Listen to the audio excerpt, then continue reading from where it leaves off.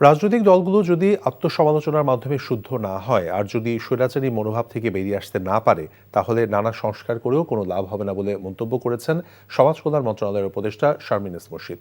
রাতে রাজধানীর একটি হোটেলে নান্দনিক স্থাপত্য শিল্পে নির্মিত বাংলা বসতির উদ্বোধন শেষে সাংবাদিকদের সঙ্গে আলাপকালে তিনি কথা বলেন। বাংলা বসতির চেয়ারম্যান এবং সিইও মোহাম্মদ সালাউদ্দিনের সভাপতিত্বে অনুষ্ঠানে নির্মাণ খাতের উদ্যোক্তা ছাড়াও উপস্থিত ছিলেন চিত্রনায়িকা অপু বিশ্বাস এবং বিদ্যা সিনহা মিম।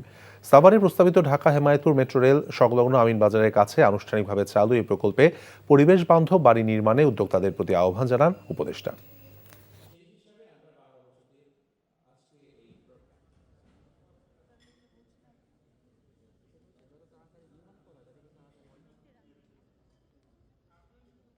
রাজনৈতিক দলগুলো যদি আত্মসমালোচনার জায়গা থেকে তারা না শুদ্ধ হয়, তাদের স্বৈরাচারী মানসিকতা থেকে তারা যদি বের হয়ে না আসতে পারে, তাহলে আমরা ঘর ঝাড় দিয়ে যতই পরিষ্কার করে যাই না কেন, এই ঘর দুটো দিনও পরিষ্কার থাকবে না।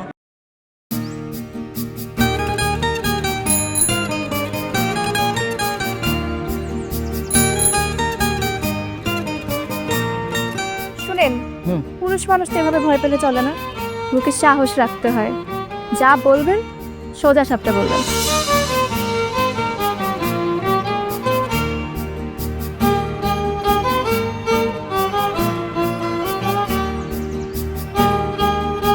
তো এই শীতে যে শীতের কাপড় ছড়ে আসছো, এটা কি ঠিক হয়েছে? তোমাকে দেখার পর থেকে আমার জীবন থেকে শীত, গ্রীষ্ম, বর্ষা সব চলে গেছে, শুধুমাত্র তুমি আছো।